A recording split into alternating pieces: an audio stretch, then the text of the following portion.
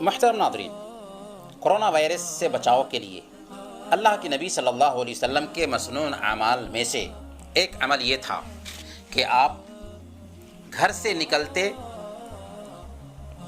تو ایک دعا پڑھتے تھے۔ ہمیں بھی اس دعا کا اہتمام کرنا چاہیے۔ دعا کیا ہے؟ بسم اللہ توکلت علی اللہ ولا حول ولا قوت الا باللہ۔ بسم اللہ توکلت علی اللہ ولا حول ولا قوت الا باللہ۔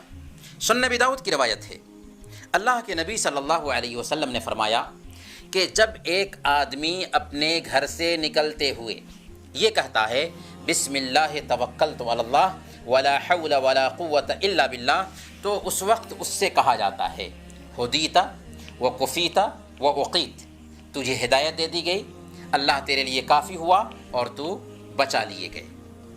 اب شیطان اپنے دوسرے ساتھی سے کہتا ہے تم اس انسان کا کیا کر سکتے ہو؟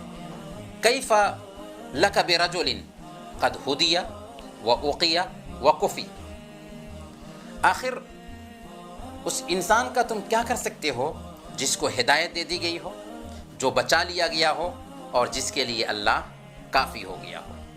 تو ہم جب اپنے گھر سے نکلیں، گھر سے قدم باہر رکھیں تو یہ دعا پڑھ لیں، بسم اللہ توکلت علی اللہ ولا حول ولا قوت الا باللہ۔